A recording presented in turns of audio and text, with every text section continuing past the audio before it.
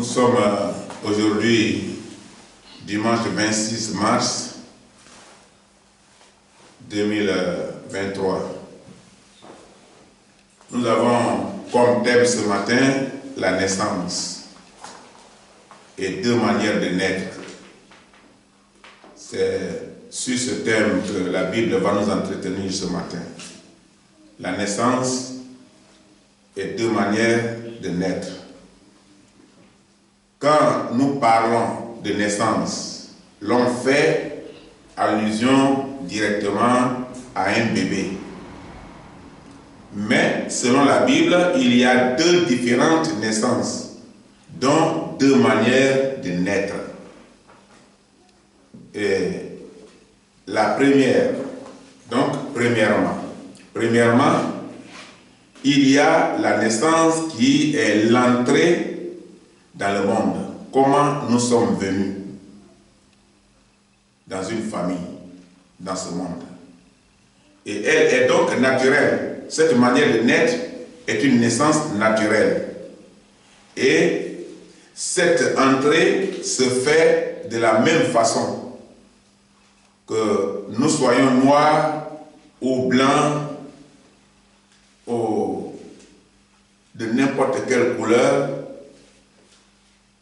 Alors, cette naissance se fait de la même façon. Mais, quelle que soit notre origine, la naissance naturelle se fait de la même façon. Ça, c'est la première catégorie. Deuxièmement, à côté de cette naissance naturelle, le Seigneur Jésus parle d'une naissance, d'une nouvelle naissance. Il faut naître de nouveau. Et c'est cette manière de naître qui nous intéresse ce matin. La nouvelle naissance, naître de nouveau.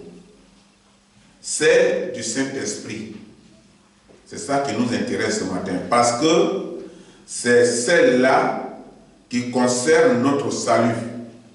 C'est-à-dire notre entrée dans le règne de Dieu. C'est de ça ce matin que nous allons parler.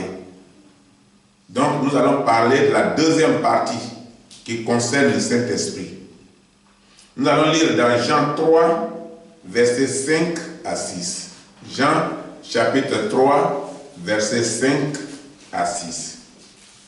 Dans Jean chapitre 3, versets 5 à 6, la Bible dit: Jésus répondit: en vérité, je te le dis, si un homme ne naît d'eau et d'esprit, il ne peut entrer dans le royaume de Dieu.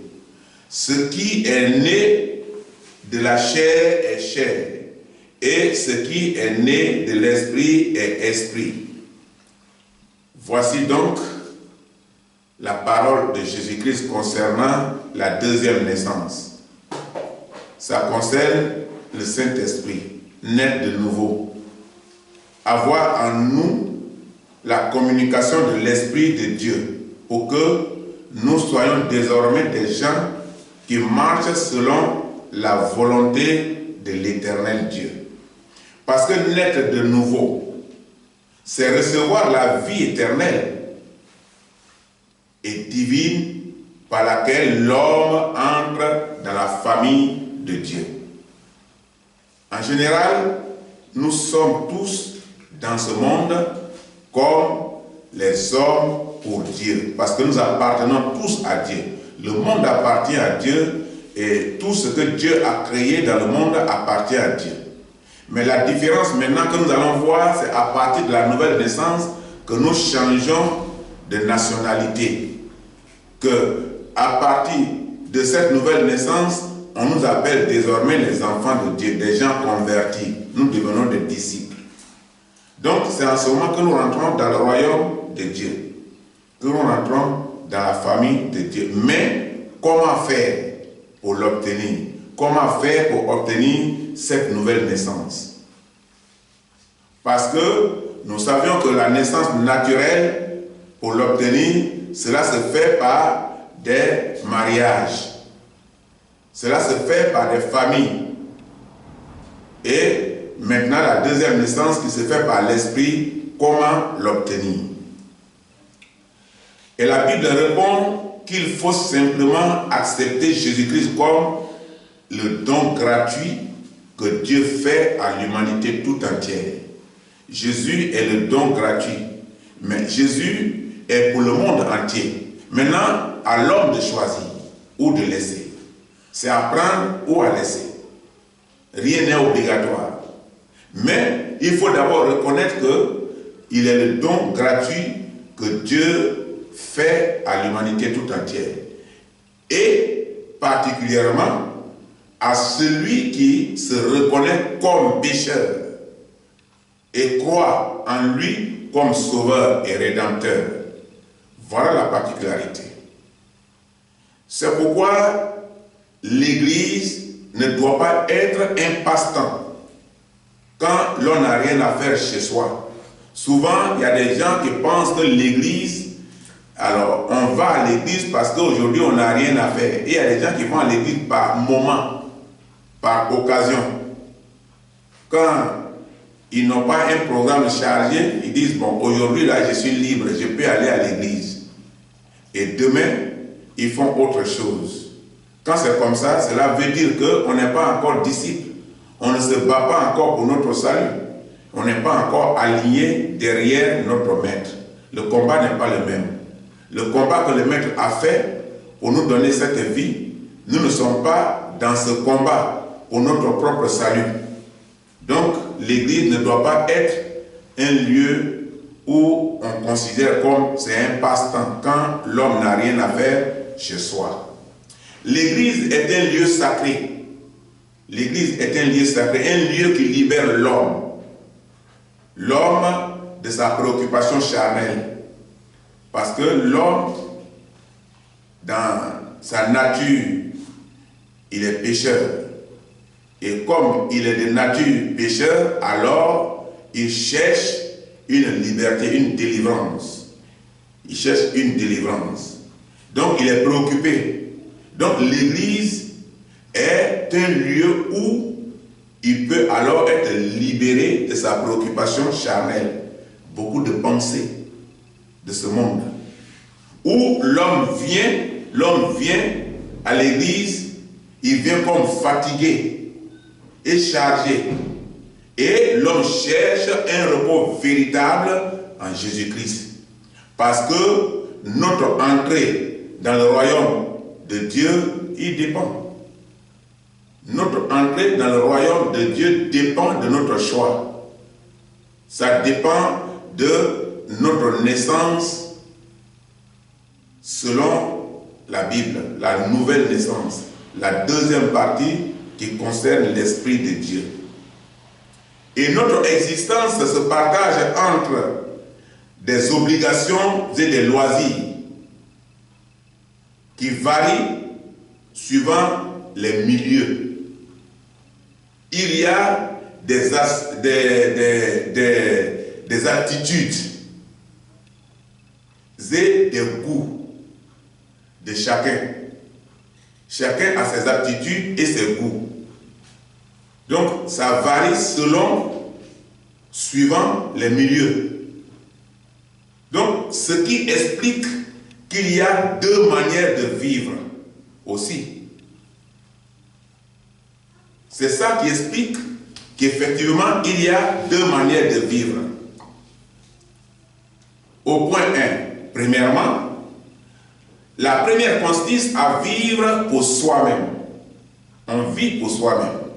C'est-à-dire que la vie devient un bien personnel où l'homme n'associe pas Dieu. On prend notre décision comme on veut, on vit comme on veut. Et nous disons, je veux vivre ma vie. Cela ne regarde personne, ça ne regarde que moi. Ma vie, c'est ma vie, je la vis comme je veux. Quand c'est comme ça, alors c'est ce qu'on appelle vivre pour soi-même, où Dieu n'est pas associé. C'est une vie charnelle. Mais la Bible dit que si quelqu'un est en Christ, c'est une nouvelle création. Et les choses vieilles sont passées. Donc, il est né de nouveau. Donc, dans les deux manières de vivre, il a fait un choix pour laisser l'ancienne vie où il vivait pour lui-même. Maintenant, il change de domaine, de direction. C'est-à-dire, notre vie de péché, quand nous étions encore dans le monde païen. C'est ça qu'il faut abandonner. Quand autrefois, nous pratiquions tout ce qui nous est interdit de faire, tout ce qui est mauvais, tout ce qu'on dit, ça c'est pas bon, c'est ça qu'on faisait avant. Peut-être par ignorance ou par orgueil, ou simplement parce que nous voulons vivre pour nous-mêmes et nous considérons que notre vie est personnelle et que personne d'autre n'a pas le droit de s'ingérer. Et on doit faire de ça ce qu'on veut. Et on accepte de vivre ainsi, ce qu'on nous interdit de faire. Par exemple, quand nous étions dans la drogue, nous étions dans l'alcool, nous étions dans l'adultère, nous étions dans le mensonge, nous étions dans l'hypocrisie, etc. Nous étions dans le vol, etc., etc. Il y a beaucoup de choses que nous étions en train de faire à l'époque lorsque nous n'avons pas connu l'écriture sainte. Nous n'avons pas connu la parole de Dieu. Nous n'étions pas transformés. Nous n'étions pas encore disciples de Christ. Donc, nous ne faisions pas partie à cette époque de la deuxième catégorie de personnes de nouvelle naissance, nées de nouveau. C'est ça qui était notre problème. Et c'est ce que la Bible nous parle ici.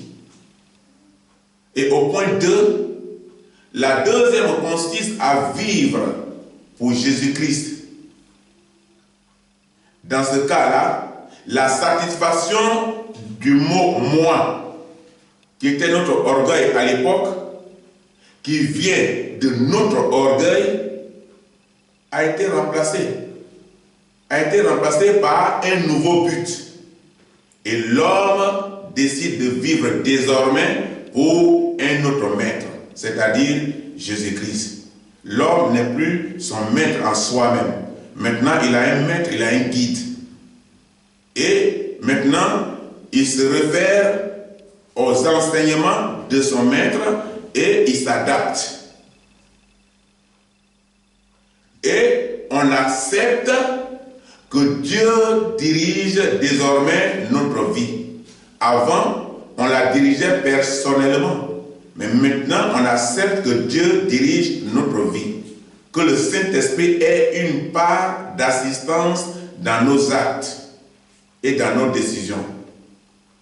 C'est pourquoi le pasteur qui est chargé de nous aider sur le plan spirituel peut nous interroger parfois sur certaines questions de notre vie spirituelle. On ne peut plus dire « ma vie est personnelle », que personne n'en parle. Parce que là, il est question maintenant d'une vie spirituelle. Et l'homme de Dieu qui est chargé d'encadrer, d'aider, a une part de responsabilité dans notre vie. Et il peut nous interroger sur certaines questions de notre vie spirituelle. Et cette vie en Christ est une vie heureuse. Est une vie heureuse, on est libre, on est déchargé, on a moins de pensées et on n'est plus culpabilisé. Donc c'est une vie heureuse. Et cette vie est entretenue et soignée par le Saint-Esprit. Parce que tu ne peux plus rien faire en dehors de l'Esprit de Dieu. Nous allons lire dans Apocalypse 14, verset 13. Apocalypse chapitre 14, verset 13. Dans Apocalypse 14, verset 13, la Bible dit: Et j'entendis au ciel une voix qui disait, écris, heureux dès à présent les morts qui meurent dans le Seigneur. Oui, dit l'Esprit, afin qu'ils se reposent de leurs travaux, car leurs œuvres les suivent. Tout ce que tu fais dans ce monde, même avant de mourir, tes œuvres te suivent d'abord ici. Les gens te regardent. Les gens regardent tes actions, ton comportement. Les gens te jugent ici, avant que tu ne sois jugé par l'Esprit, que tu ne sois jugé par le ciel. Tu es d'abord jugé ici. Si les gens ici déjà commencent à te calculer, à te condamner pour la mauvaise foi ou pour les mauvaises œuvres par le tribunal d'ici, alors mets-toi déjà en esprit que tu es déjà condamné dans les cieux. Tes œuvres te suivront. Mais des personnes qui meurent dans le Seigneur, qui sont celles-là? C'est aussi une question que l'homme doit se poser. Parce que la Bible vient de dire ici que d'autres mourront dans le Seigneur. Mais qui sont celles qui mourront dans le Seigneur? Ce sont celles qui sont nées de nouveau. C'est ceux-là qui appartiennent au Seigneur. Ce sont les disciples de Christ. Celles qui sont nées de nouveau. Et qui pratiquent véritablement la parole de Dieu. Pas à moitié. La parole de Dieu. Et non celles qui voyagent entre leur domicile et l'église. Parce qu'il y en a qui vont à l'église pour chauffer le banc, pour compléter le nombre d'auditeurs, mais qui en réalité ne sont pas des chrétiens. Ils vont à l'église pour que les gens les oublient dans le monde. Qu'on ne cherche pas à calculer les actes qu'ils posent et qu'on pense qu'ils sont nés de nouveau, alors leur vie, leur comportement, tout a changé en eux. Alors qu'en réalité, c'est pas vrai. C'est faux. Donc il y a des gens comme ça qui voyagent entre leur domicile et l'église. Mais pourtant, il n'y a aucun changement dans leur comportement. Aucun changement dans leur vie spirituelle. Ils sont toujours les mêmes personnes dans le quartier. Et ils donnent leur vie donne des messages à des gens qui deviennent incrédules et qui refusent de se convertir à cause de ce que ceux qui se réclament de disciples n'ont aucune transformation. Donc, tu deviens messager de Satan. Mais tu es déguisé. Tu es à l'intérieur de l'église, mais tu ne fais pas partie des membres. Un chrétien observateur. C'est un chrétien observateur. Il est là, mais il observe. Il n'a pas encore pris des mesures, des décisions. Ou bien un chrétien religieux. Quand tu es religieux, tu n'es pas chrétien. Chrétien veut dire petit Christ, ce sont des disciples. Mais religieux dit que tu appartiens à un groupe de personnes qui ont un même objectif, qui vont dans un seul lieu pour tenir une réunion d'ensemble. Parce que la religion signifie beaucoup de choses. Donc, un religieux qui se contente de dire « Je crois en Jésus ». Je crois en Jésus n'est pas une conversion. Je crois en Jésus n'est pas une conversion. On peut dire « Je crois en Jésus », mais on ne remplit pas les conditions de disciple de Jésus. Dans ce cas, on n'est pas élève. Ou alors, on est un mauvais élève. J'ai le ticket pour le ciel. Parce que la Bible dit que quand quelqu'un croit en Christ, qu'il sert Dieu de façon juste, fidèle, c'est un ticket qu'il a pour rentrer au ciel. Jésus devient son ticket. Le nom de Jésus est son ticket. Et Jésus est son maître. Et ça lui ouvre la porte pour rentrer au ciel. Donc pour lui, il a déjà un ticket pour rentrer au ciel. Et il ne se préoccupe pas de savoir si le ciel se construit déjà ici-bas. Le ciel se construit ici. tu dois commencer à construire ici. Je vous ai donné un exemple un jour de quelqu'un qui avait rêvé. Il a fait un songe, un long songe, et puis dans son songe-là, il a été emporté par les anges, où on lui a montré le ciel. Parce qu'au ciel, la Bible dit que l'homme doit se déplacer à la vitesse de ses pensées. Tu n'as plus rien à faire. Parce que ce corps physique qu'on a n'existe pas. Nous serons comme des esprits.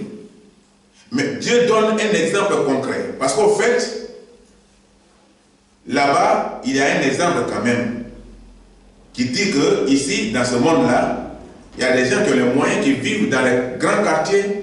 Il y a des gens qui vivent dans les quartiers moyens. Il y a des gens qui vivent dans les quartiers pauvres, d'autres dans les bidonvilles, et à tout ça. Et pour donner un exemple à cet homme, les anges l'ont emporté. Et quand ils sont partis avec lui, ils sont arrivés dans un lieu cristallisé. C'était luxueux.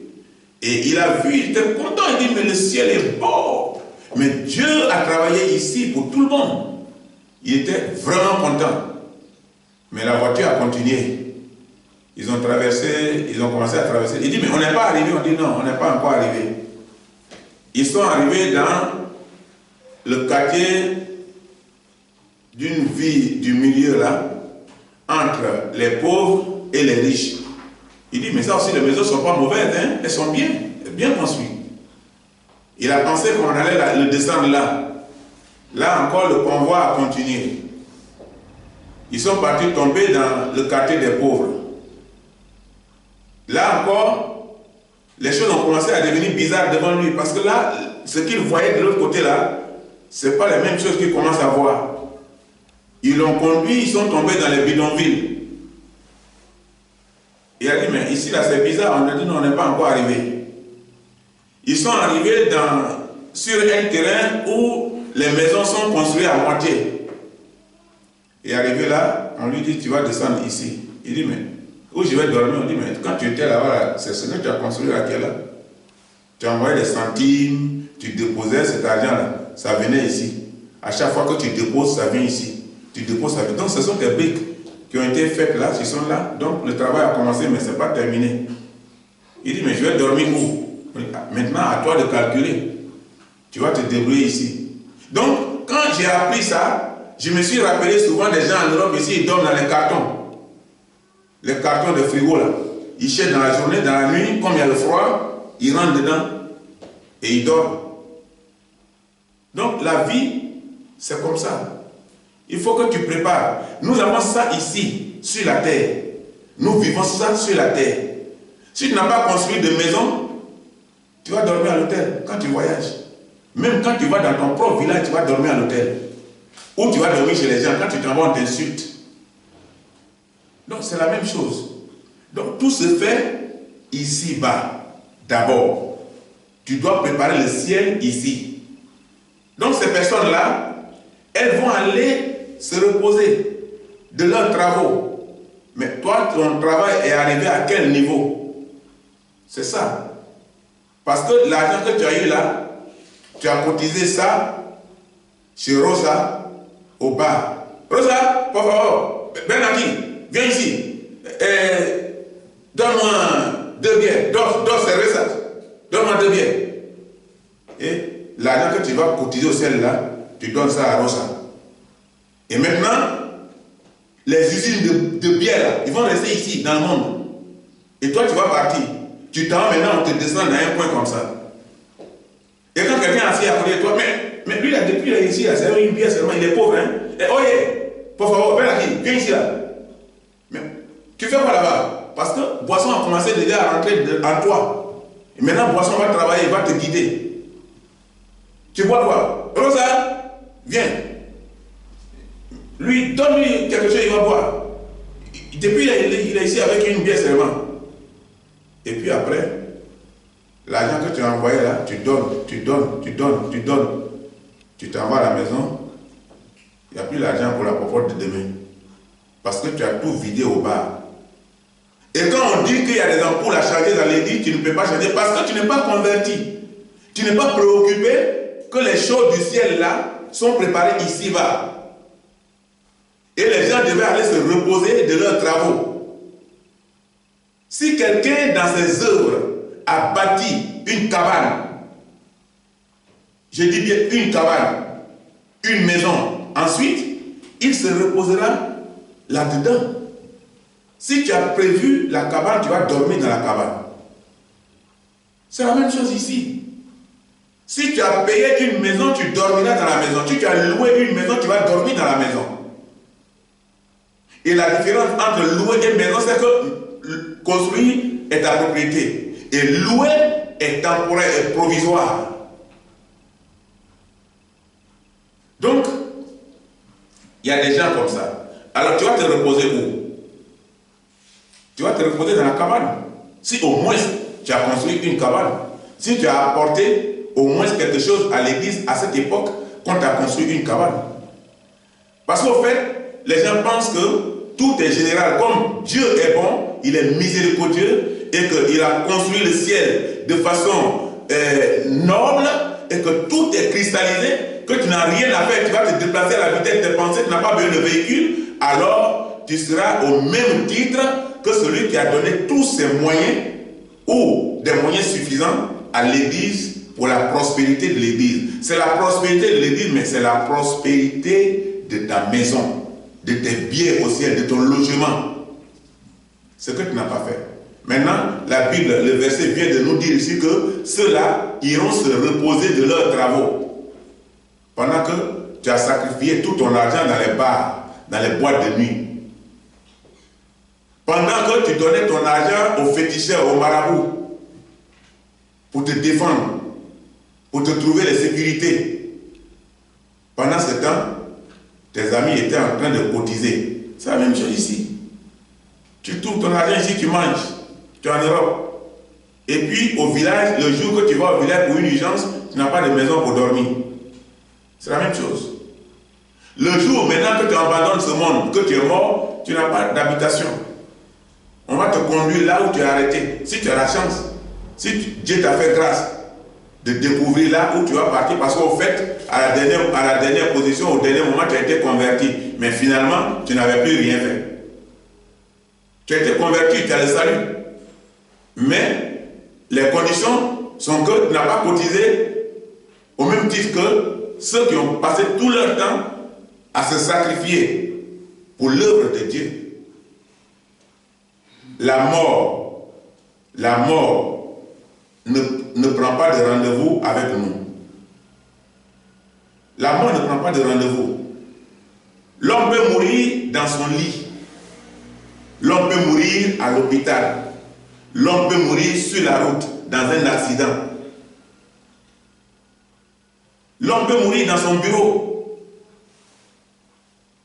La mort connaît la direction de chacun. Même quand tu te trouves au sous-sol, quand le moment viendra, elle viendra te chercher là-bas, au sous-sol. Elle viendra te chercher dans ta maison, même dans l'avion. On dira que le bateau a chaviré. Les gens seront sauvés, mais toi, tu vas rester. La pirogue a chaviré. Les gens seront sauvés, mais toi, tu vas rester. Parce que le nombre de jours que tu dois vivre sous le soleil est terminé. La mort n'est pas polie. La mort ne respecte personne. Elle ne respecte même pas un président de la République. Elle ne respecte pas un général avec le fusil à la main. Elle ne respecte pas. Donc, la mort connaît l'adresse de chacun. On peut mourir partout. Et la Bible dit qu'il y a deux manières de mourir. La Bible dit qu'il y a deux manières de mourir. Mourir avec la parole de Dieu et mourir sans la parole de Dieu. Donc, nous sommes entre les deux. Et nous avons un choix à faire. Les deux ne vont pas ensemble. Tu vas avec un et tu abandonnes l'autre.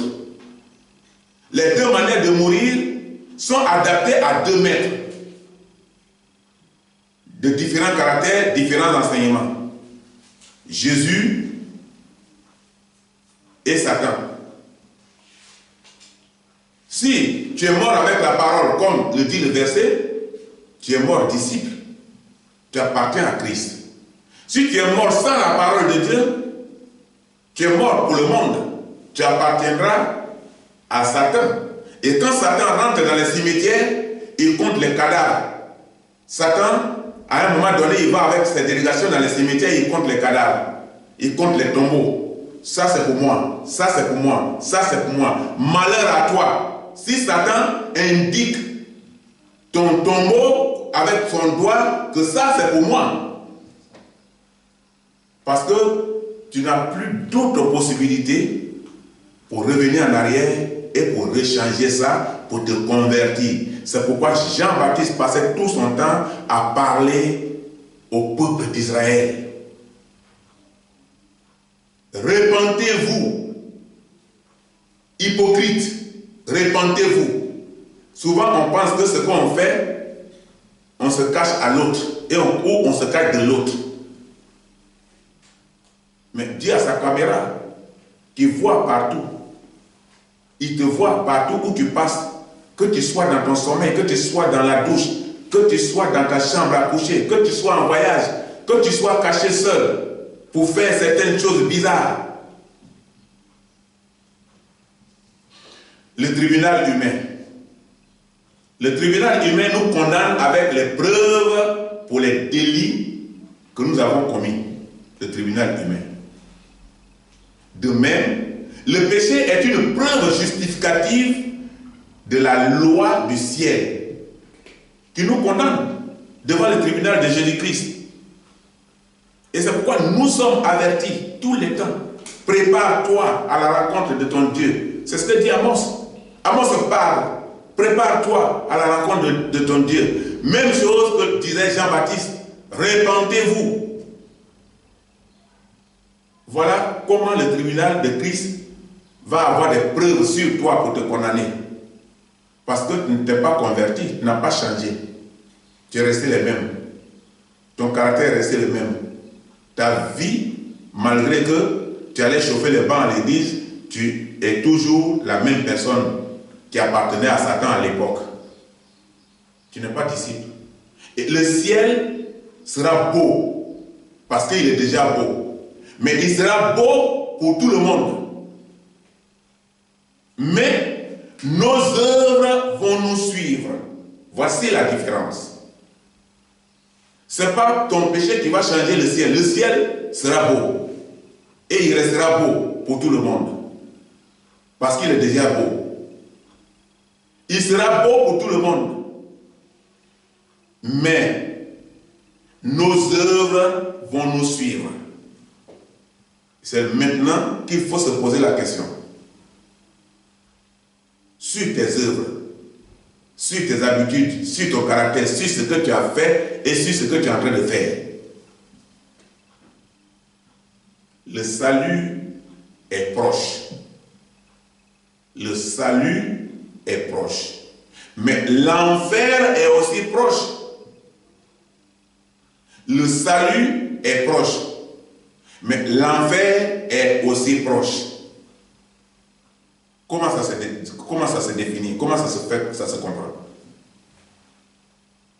La persécution des chrétiens devient de plus en plus nombreuse. C'est dans ça que l'enfer, c'est de là que l'enfer va venir. C'est de là que le salut va venir.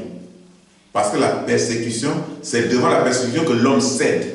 C'est devant la persécution, devant les épreuves, que l'homme change de direction, que l'homme change de maître. Que l'on choisit le charlatan pour faciliter les choses, le féticheur, le marabout. La persécution des chrétiens devient actuellement dans ce monde-là de plus en plus nombreuse. Les agressions contre les églises deviennent très remarquables. On rentre dans les églises et on tue les gens dans les églises. Vous voyez qu'il fut une année où 2 jeunes musulmans sont rentrés à l'église catholique en France pour égorger un prêtre qui parlait comme je suis en train de parler. Qui sont allés l'égorger. Ils sont partis tomber sur lui Ils l'ont fait tomber à terre devant l'assemblée et ils ont commencé à l'égorger. Et il dit Allah Akbar, Allah Akbar, Allah Akbar. Mais qu'est-ce que Dieu a à voir avec l'acte qu'ils ont posé? Simplement parce que c'est des gens qui ont été délégués par Satan pour troubler l'assemblée. Pour troubler l'assemblée. Donc, les agressions contre les églises deviennent remarquables. La peur et la panique gagnent déjà les chrétiens zélés. Les chrétiens qui sont forts, les chrétiens qui ont pris la décision de servir Dieu commencent à avoir peur. Quand ils voient ces films, ils sont paniqués. Mais c'est à cause de ça justement que Satan a délégué les gens. Parce que devant tout cela, le travail a été fait, mais ils n'ont pas touché à aucun membre, à aucune personne, à l'intérieur de l'église. Ils se sont dirigés vers le prêtre, un vieux de 80 et quelques années qui est déjà prêt à quitter le monde. Il a été égorgé devant tout le monde. Et il est mort. Parce que c'est des gens sans pitié. C'est des gens sans pitié. Puisqu'ils ont été délégués par Satan. Et aujourd'hui, là, c'est ce que nous voyons. Donc, les chrétiens zélés, là, la panique rentre déjà dans leur camp. Et beaucoup abandonnent la foi chrétienne, pour vivre hypocritement avec leurs agresseurs.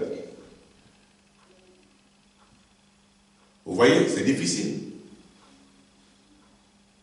Et ils sont là, mais ils ont peur. Et comme ils ont peur, ils font semblant de vivre comme eux. En faisant semblant de vivre comme eux, ils vivent déjà comme eux. S'ils meurent dans ça, ils sont comme eux. C'est un signe. Quand vous entendez ça, quand vous voyez ça, c'est un signe qui doit encourager le chrétien à être déterminé dans sa marche chrétienne, sa marche avec Dieu, dans sa décision de disciple, d'être disciple à vie. Et nous sommes dans un combat de gagner ou de perdre notre récompense sur la terre avant de mourir. Parce que là, tu es devant un choix. Ou tu as peur et tu vis hypocritement avec eux, comme si tu es le leur, ou tu décides de dire je vis pour Christ, je meurs pour Christ. Voici la différence. Donc, beaucoup vont perdre leur récompense sur la terre ici avant de mourir. Parce qu'ils ont paniqué et ils ont peur et ils ont choisi. Et ils ont fait le mauvais choix. Et notre salut, parce que quand tu es dans un salut comme ça, on t'indique quelqu'un, viens, celui-là va te protéger. Celui-là, c'est lui qui protège telle personne. Mais est-ce qu'en réalité, lui, il peut te protéger? Lui, il te protège en tant que qui? En qualité de qui? Et notre salut est proche. Quand le salut est proche, mais l'enfer est aussi proche. Notre salut est proche, mais la victoire de l'ennemi sur nous est aussi proche. C'est ça, l'enfer. Quand l'ennemi a une victoire sur toi, tu es dominé. C'est comme la guerre. Quand un pays est pris en otage par la guerre, et que la guerre a gagné un pays, tous les habitants de ce pays-là sont sous contrôle militaire. Ils sont sous contrôle militaire étranger. Donc, ils ne sont plus libres. On les assassine, on les tue. Donc, ils sont obligés de vivre hypocritement avec eux pour survivre, pour prolonger la vie. Parce que le monde où ils vivent là ne les appartient plus. Ça appartient désormais aux assaillants, aux militaires arrivés, aux chefs de guerre qui ont conquis leur pays. Donc c'est la même chose. Satan a perdu le ciel, il est descendu. Il a un travail à faire.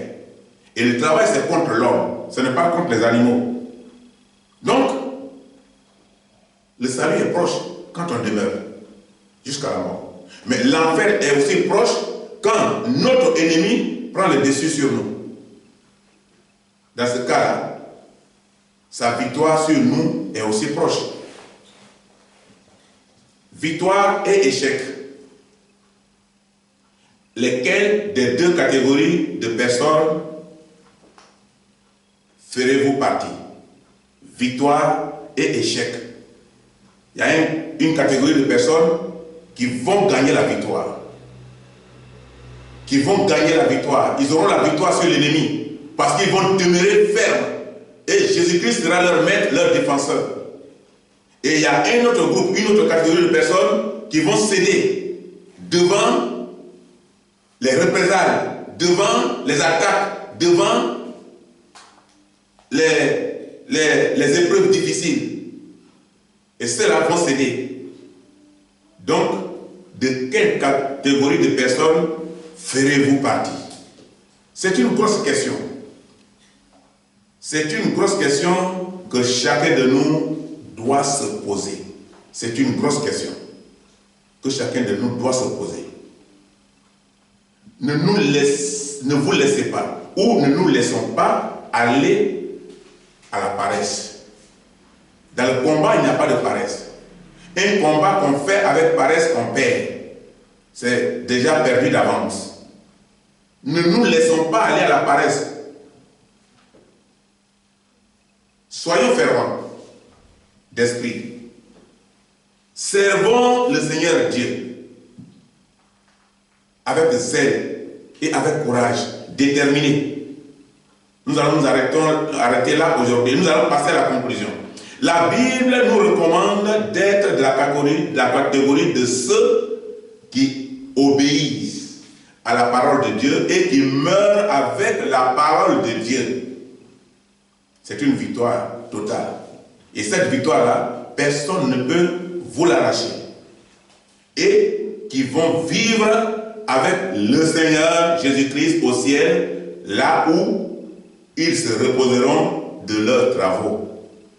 Ceux-là qui ont demeuré, qui ont vécu et qui ont gardé cette fidélité dans ce combat-là, ils vont se reposer de leurs travaux. C'est là ce matin que nous allons nous arrêter. Donc, faisons partie de la catégorie de personnes qui doivent se reposer de ses travaux après la mort avec Christ. Que Dieu nous bénisse.